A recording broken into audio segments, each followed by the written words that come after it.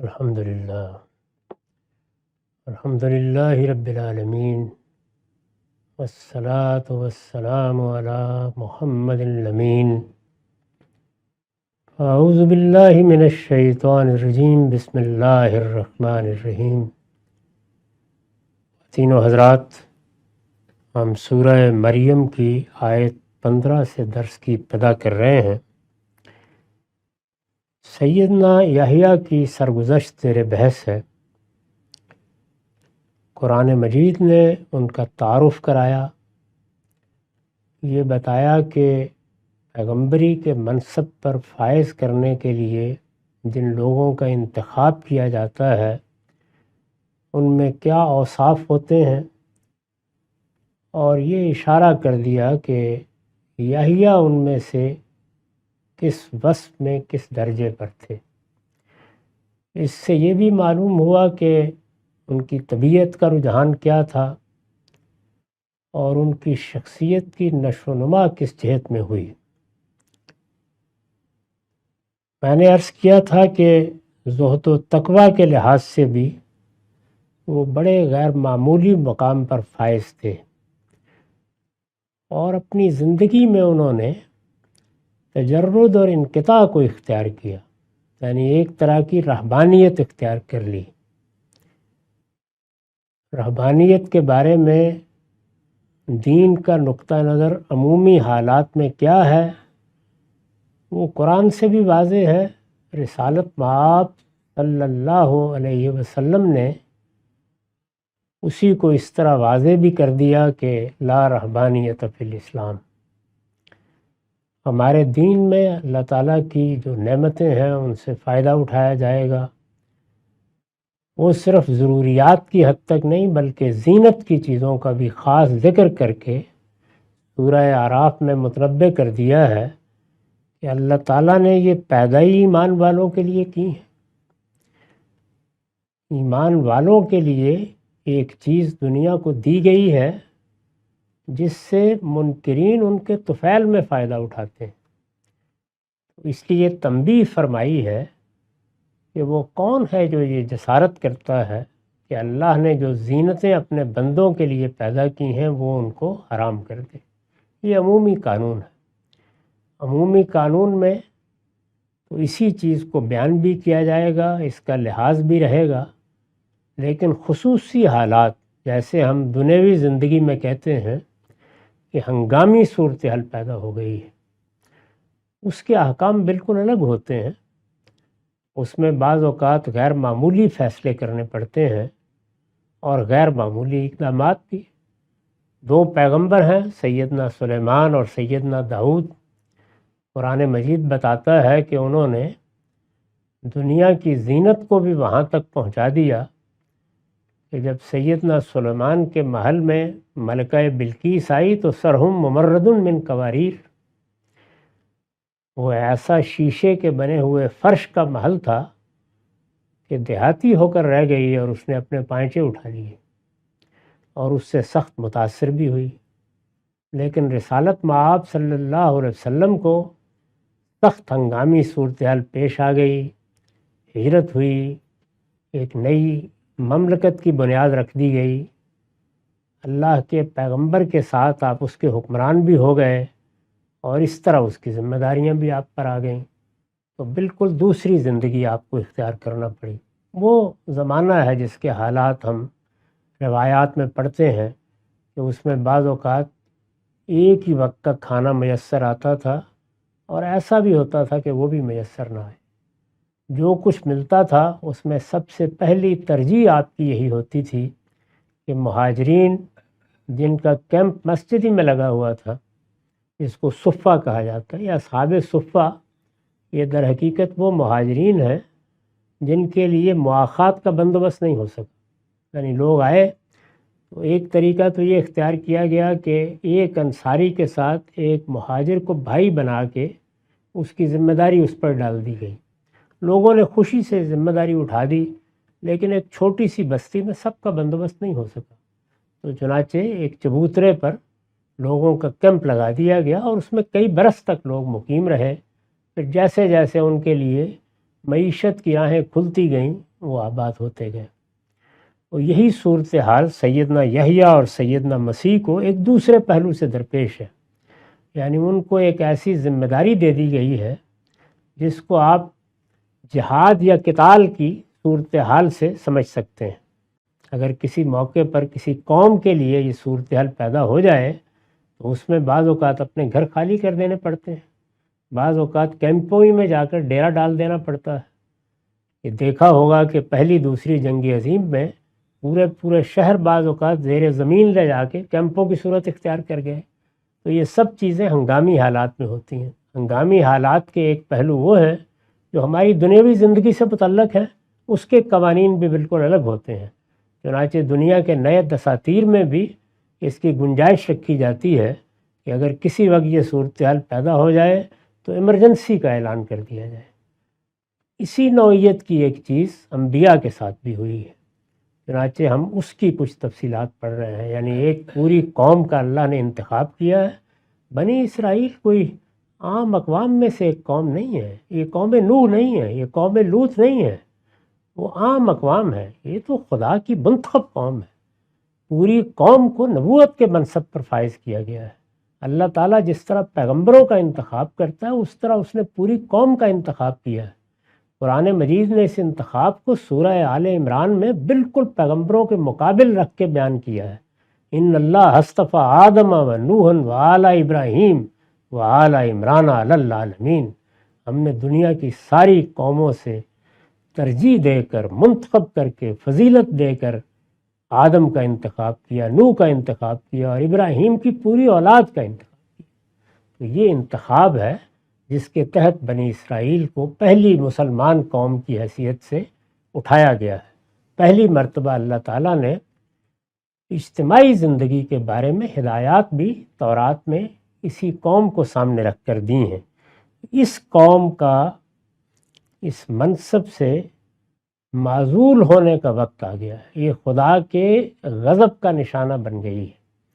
اللہ تعالیٰ نے بڑا سخت قانون بیان کیا ہے ان لوگوں کے بارے میں جن کو وہ کسی اپنے مقصد کے لیے منتخب کرتا ہے، جس کو اصطفیٰ کہتے ہیں عربی زبان میں۔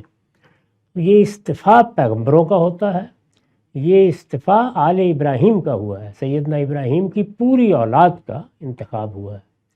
اور اس انتخاب کے پھر کچھ لازمی نتائج ہیں جو دنیا میں بھی نکلتے ہیں، وہ قرآن نے بیان کر دیے ہیں۔ پیغمبروں کے بارے میں بیان کیا ہے کہ ایسا نہیں ہے کہ تم اب منتخب ہو گئے ہو تو انحراف کرو گے تو معاف کر دیے جاؤ، اسی دنیا میں سزا دیں گے، اور سزا بھی بیان کر دی۔ یعنی اندازہ کیجئے سورہ حاقہ میں بڑے سخت الفاظ میں بیان کیا ہے کہ ان لوگوں کے سامنے جو اس وقت تمہاری قوم کے لوگ ہیں، جن کی طرف تم پیغمبر بنا کے کھڑے کیے گئے، ان کے سامنے تمہاری گردن مار دیں گے۔ تو اللہ تعالیٰ نے کہا کہ ان میں سے کوئی اس وقت بچانے کے لیے بھی آگے نہیں بڑھ سکے گا اگر ادنا درجے میں بھی اپنے منصب کی ذمہ داریوں سے انحراف کرو گے۔ تو یہی قانون ذرا نرمی کے ساتھ، نسبتاً نرمی کے ساتھ بنی اسرائیل اور بنی اسماعیل کے لیے بھی ہے۔ یہ ذریت ابراہیم ہے۔ اس وقت اس کے ہر پہلو پر بات کرنا ممکن نہیں ہے، تاہم میں نے اپنی کتاب میزان میں ان کی شہادت کا خصوصی باب لکھا ہے، ذریت ابراہیم کی شہادت، اولاد ابراہیم کی شہادت۔ تو اس کو وہاں دیکھ لیجئے۔ اس وجہ سے یحییٰ اور مسیح کو اس پس منظر میں دیکھیں، یعنی یہاں اب اس کا کوئی سوال نہیں ہے، عذاب آ رہا ہے۔ وہ بیان بھی کرتے ہیں، آپ انجیل میں دیکھیں، وہ یہ کہتے ہیں کہ تم مجھے کہتے ہو کہ میں گھر بناؤں، میری قوم کی جڑوں پر کلہاڑا رکھا ہوا ہے، یہاں سب کچھ ختم ہونے والا ہے۔ اس وجہ سے اس میں گھر کیا بنانا اور بچے کیا پیدا کرنے اور کس کو آباد کرنا، اس پس منظر کو ذہن میں رکھیے۔ اب وہ واقعہ جس کی طرف میں نے اشارہ کیا تھا پچھلی نشست میں، کہ ایک شخص پیدا ہوا، جنگل کے شہد اور اس کی ٹڈیوں پر گزارا کرتا تھا، کمبل کی پوشاک سے بدن ڈھانکتا تھا، اور سر کو چھپانے کے لیے دنیا میں اس نے کوئی چھت نہیں بنائی، بلکہ خدا کی کتاب کی خاطر اس سر کو کٹوا کر دنیا سے رخصت ہو گیا۔ یہ ان کا انجام ہے، یہ دنیا میں ہوا۔ یہ کیسے ہوا؟ معاف کیجیے، میں نے لکھا ہے یہ واقعہ اس طرح ہوا کہ اس عہد کے یہودی فرما روا دو حصوں میں فلسطین کی ریاست تقسیم تھی. ایک حصے میں فرما روائی یہود کے پاس تھی اور دوسرے حصے میں رومی قبضہ کر چکے تھے.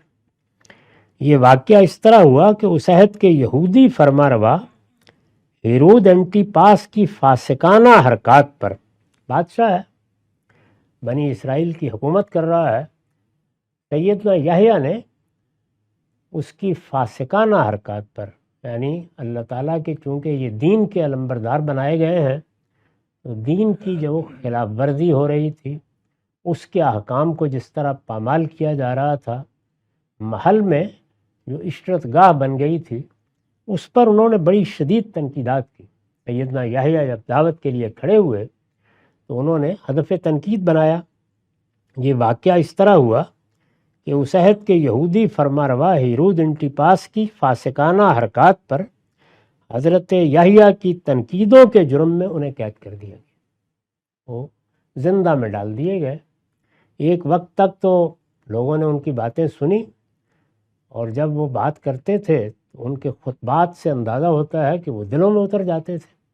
ہیکل میں بھی کھڑے ہو کر وہ اسی شان سے مخاطب ہوتے تھے، لوگ بھی ان کے پیچھے چلنے کے لیے تیار تھے. لیکن جب انہوں نے اپنے وقت کے حکمرانوں کو بھی ہدف تنقید بنایا تو پھر زندہ میں ڈال دیے گئے. وہ جیل ہی میں تھے کہ ہیرود کی سالگرہ کے جشن میں ہیرودیاس کی بیٹی کے رقص سے متاثر ہو کر ہیرود نے اس سے پوچھا، یعنی بادشاہ کی سالگرہ کا جشن منایا جا رہا تھا محل میں، اس میں خود بادشاہ کی بیٹی نے بھی رقص کیا. اس سے متاثر ہو کر ہیرود نے اس سے پوچھا کہ مانگ کیا مانگتی ہے.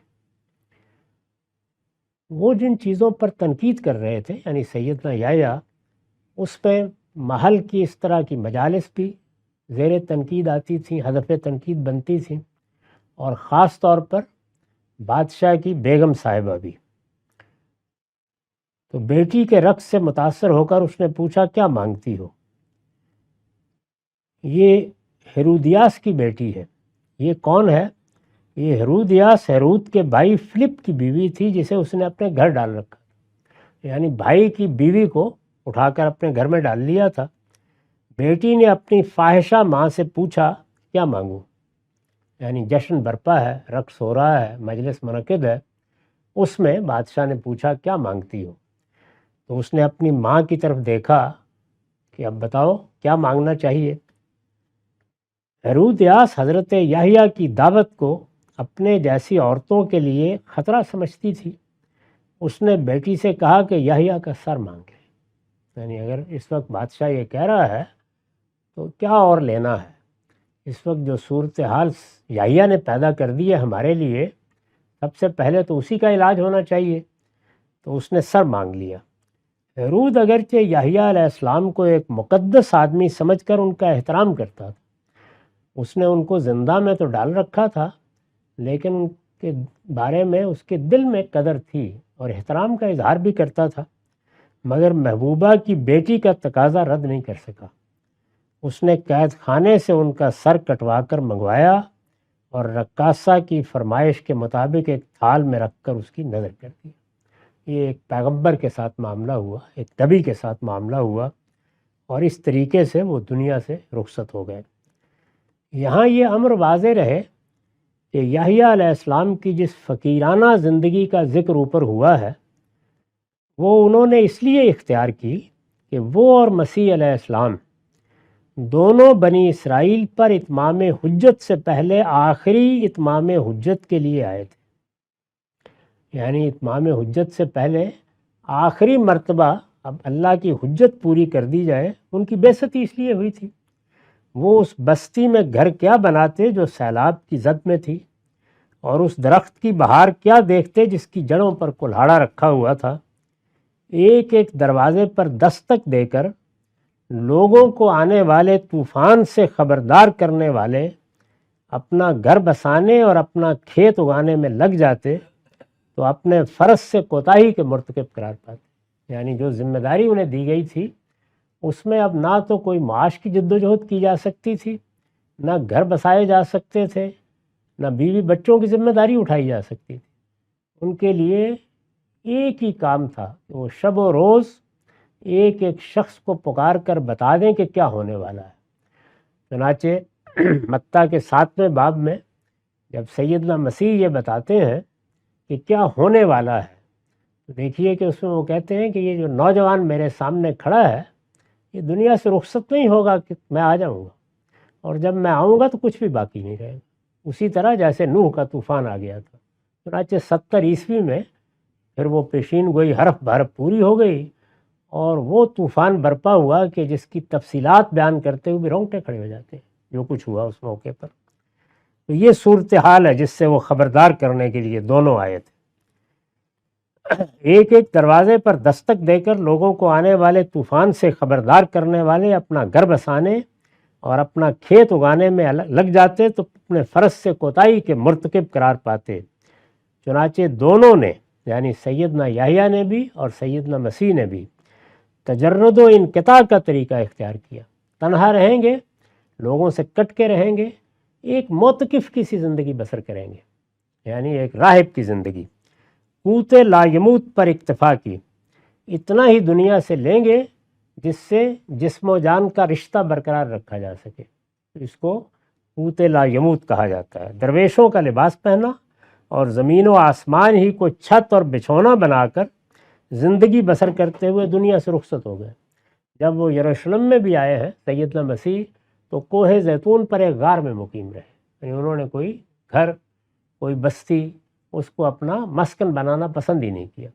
تو یہ پس منظر ہے جس میں یہ بیان کیا جا رہا ہے۔ اس سے جو چیز ہم پر واضح ہوتی ہے وہ یہ ہے کہ اللہ تعالیٰ کی ہدایات و احکام کو ان کے پس منظر میں رکھ کر اگر نہ دیکھا جائے اور ان میں سے کسی چیز کی جو خصوص میں ہے تعمیم کر دی جائے، جو تعمیم میں ہے اس میں خصوص پیدا کر دیا جائے، تو ہر چیز درہم برہم ہو جاتی ہے۔ ہر جگہ پر ایک الگ حکم ہے اور ہر مکان کا ایک الگ قاعدہ ہے، اس کو ملحوظ رکھنا چاہیے۔ عام طور پر اسی میں خرابی ہوئی ہے، چنانچہ مسیحیوں نے ان کی اسی زندگی کو اصل زندگی کے طور پر لیا اور پھر اس کے بعد رہبانیت کا ایک پورا ادارہ وجود میں آ گیا۔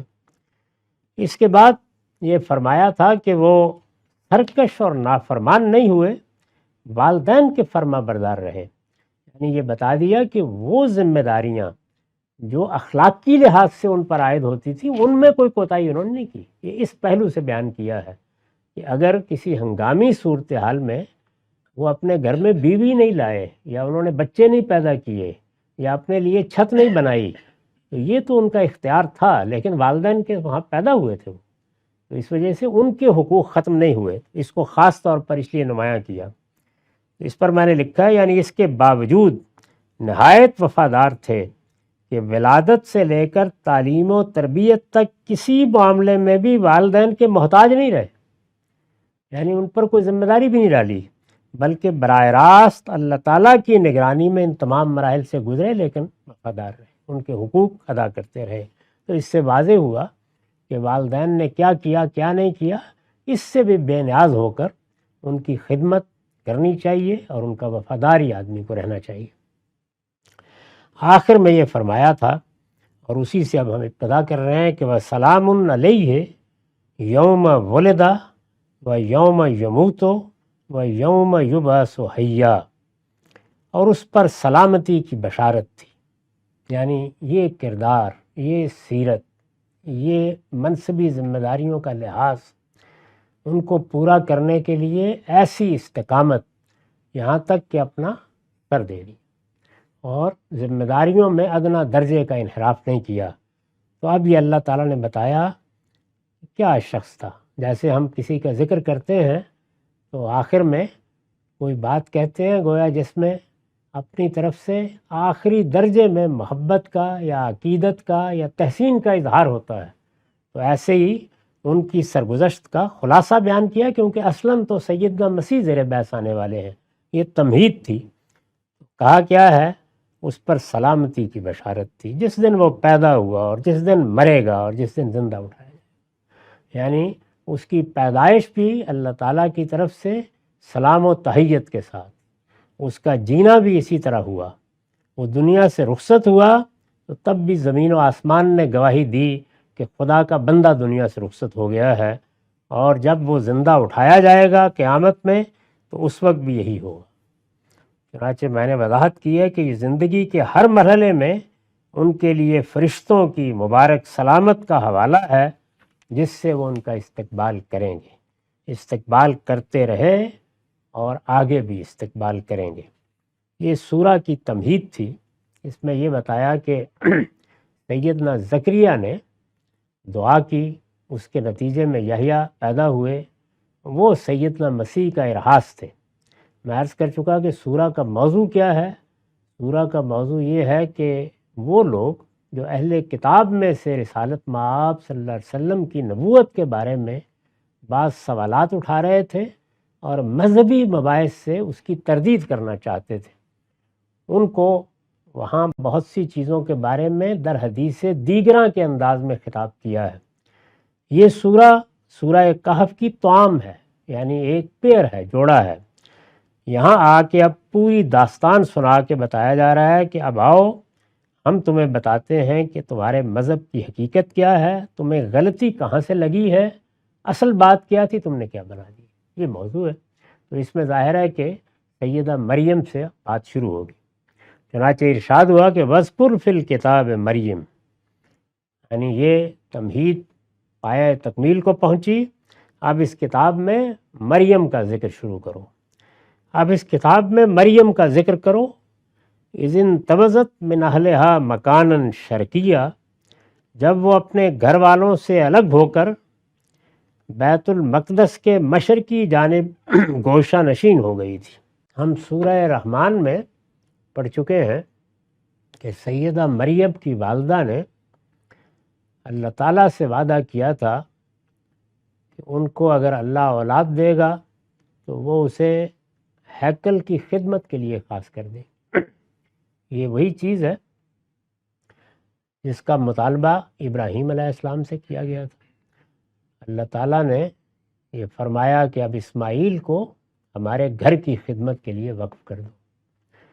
اللہ تعالیٰ کا معبد جب بن گیا، اور ظاہر ہے کہ جو اللہ کے حکم پر معبد بنایا گیا وہ بیت اللہ ہے، اور اسی طرح سے ہیکل سلیمانی تھا۔ پیغمبروں نے یہ معبد بنائے ہیں۔ اس کے بعد تیسرا معبد مسجد نبوی ہے۔ پیغمبروں کے بنائے ہوئے جو معبد دنیا میں موجود ہیں وہ یہ تین ہی ہیں۔ اسی لیے ان میں نمازوں کا بھی ایک خصوصی مقام ہے، ان کی طرف زیارت کے لیے جانا بھی عبادت ہے، اور ان کی خصوصی حیثیت بھی طے ہے۔ ہیکل کی خدمت کے لیے یہ خاندان ہمیشہ اپنے کسی بچے کو وقف کر دیتا تھا۔ انہوں نے دعا کی اور یہ چاہا، اللہ تعالیٰ نے وہ دعا مریم کی صورت میں پوری کی۔ تو چنانچہ وہاں یہ ذکر ہے کہ انہیں تشویش ہوئی کہ یہ تو لڑکی ہو گئی، تو کیا یہ بھی خدمات انجام دے سکے گی؟ لیکن اللہ تعالیٰ نے کرم فرمایا اور مریم میں وہ آثار پیدا ہوئے کہ انہی کو پھر ہیکل کی خدمت کے لیے وقف کر دیا گیا۔ تو یہ ہیکل ہی میں رہتی تھیں، اس کی خدمت کرتی تھیں اور عبادت ریاضت میں اپنے آپ کو لگائے رکھتی تھیں۔ اس سے قرآن نے کہا ہے کہ ایک دن کیا واقعہ ہو۔ اب اس کتاب میں مریم کا ذکر کرو۔ اذ انتبذت من اہلہا مکانا شرقیہ، جب وہ اپنے گھر والوں سے الگ ہو کر بیت المقدس کے مشرقی جانب، اس کی میں نے وضاحت کی ہے کہ عورتوں کے اعتکاف و عبادت کی جگہ ہیکل میں مشرقی جانب تھی۔ ہیکل سلیمانی کے جب ہم پرانے نسخے دیکھتے ہیں تو یہ معلوم ہوتا ہے کہ اس میں مختلف عبادتوں کے لیے بھی جگہ بنی ہوئی تھی۔ ایک حصہ تو وہ تھا جس کو مقدس کہا جاتا تھا، اس میں صرف سیدنا ہارون کے خاندان کے لوگ داخل ہو سکتے تھے، لیکن پھر اعتکاف کی جگہیں الگ الگ بنی ہوئی تھی۔ تو اس میں عورتوں کے اعتکاف و عبادت کی جگہ ہیکل میں مشرقی جانب تھی۔ یہ معلوم ہے کہ ہمارے دین میں جو اس طرح کی چیزیں باقی رکھی گئی ہیں ان میں ایک بڑی چیز روزہ اور اعتکاف ہے، اور روزوں ہی کے مہینے میں ہم بھی اعتکاف کرتے ہیں اگر اللہ سعادت دے، رسالت مآب صلی اللہ علیہ وسلم مدینہ میں آنے کے بعد ہر سال اعتکاف کرتے رہے، اور اتنا اہتمام کیا گیا کہ اس میں 10 دن کے لیے اعتکاف کرتے تھے، وہ کم دنوں کے لیے بھی ہو سکتا ہے، زیادہ دنوں کے لیے بھی ہو سکتا ہے۔ جبریل امین اسی اعتکاف میں آتے تھے اور قرآن مجید جتنا نازل ہو چکا ہوتا تھا اس کا اعادہ کرتے تھے، یعنی اتنا قرآن اسی ترتیب سے جیسے کہ وہ اب ہمارے پاس ہے پڑھتے، اور رسالت مآب صلی اللہ علیہ وسلم اس کو سنتے۔ مدینہ کے 10 سالہ قیام میں ہر سال رمضان میں یہی روایت رہی، چنانچہ آپ اعتکاف میں بھی بیٹھتے تھے۔ ازواج مطہرات کے بارے میں بھی آتا ہے۔ اس سے پہلے بھی میں عرض کر چکا ہوں کہ دین ابراہیمی کی جو روایات باقی تھیں ان میں اعتکاف کی روایت کا اہتمام تھا۔ قرآن مجید نے اس کو بالکل اسی طرح بیان کیا ہے، وَأَنْتُمْ عَاكِفُونَ فِي الْمَسَاجِدِ، گویا اعتکاف کو لوگ ایسے ہی جانتے تھے، رسول اللہ کی بعثت سے پہلے بھی، جیسے نماز کو جانتے تھے، جیسے روزے کو جانتے تھے، حج اور عمرے کو جانتے تھے۔ تو رسالت مآب کے اپنے خاندان کے لوگوں میں بھی خاص طور پر دادا کے بارے میں یہ ذکر آتا ہے کہ وہ باقاعدگی سے رمضان میں اعتکاف کرتے تھے۔ اس وقت حرم میں بت رکھ دیے گئے تھے، بالعموم اس سے گریز کرتے ہوئے وہ حرا میں چلے جاتے تھے۔ یہ حرا کا انتخاب عبد المطلب ہی کا انتخاب ہے، وہاں وہ اعتکاف کرتے پورے مہینے کا، اور ایک میلے کی سی صورت بھی بن جاتی، لوگ آتے رہتے، ان کے لیے کھانے کا اہتمام ہوتا، گویا ایک لنگر سا چلتا رہتا۔ اس کی روایات میں نے بیان کر دی ہیں پہلی وحی پر جب گفتگو کی ہے، اس کو تفصیل سے وہاں سنا جا سکتا ہے۔ رسول اللہ نے بھی اس کو برقرار رکھا، اور اللہ تعالیٰ نے اسی غار میں آپ کا انتخاب کیا۔ نبوت کے معاملے میں ابتدا وہیں سے ہوئی، اور پھر اسی سے نکل کر جب آپ باہر نیچے کی جانب اتر رہے تھے تو پہلی وحی بھی ہوئی اور پہلا مشاہدہ بھی ہوا، جس کا بہت ہی تفصیلی ذکر سورہ نجم میں کیا گیا ہے۔ ہمیشہ اسی کو پہلی وحی کس طرح آئی، اس میں کیا معاملات ہوئے، اس کے لیے پیش نظر رکھنا چاہیے۔ جو عام روایت ہے اس پر میں نے تنقید کر کے بتا دیا ہے کہ اس میں کیا خامیاں ہیں۔ اب اس کتاب میں مریم کا ذکر کرو جب وہ اپنے گھر والوں سے الگ ہو کر بیت المقدس کے مشرقی جانب گوشہ نشین ہو گئی تھی۔ فاتخذت من دونہم حجابا، اور اپنے آپ کو ان سے پردے میں کر لیا تھا۔ پردے میں کر لیا تھا، ہمارے ہاں بھی عام طور پر آپ نے دیکھا ہوگا کہ جب لوگ اعتکاف کرتے ہیں تو اپنے لیے ایک حجرہ سا بنا لیتے ہیں۔ رسول اللہ صلی اللہ علیہ وسلم کے بارے میں بھی یہ معلوم ہے کہ جب اعتکاف کرتے تو مسجد میں ایک گھاس پھوس کا حجرہ سا بنا لیا جاتا تھا۔ یہ وہی حجرہ ہے جس میں آپ اعتکاف میں بیٹھے ہوئے تھے، کچھ گرمی کا موسم تھا، تو جب آپ تہجد کے لیے اٹھے تو آپ نے باہر اٹھ کر خلاف معمول، یعنی اس حجرے سے باہر نکل کر نماز پڑھنا شروع کر دی۔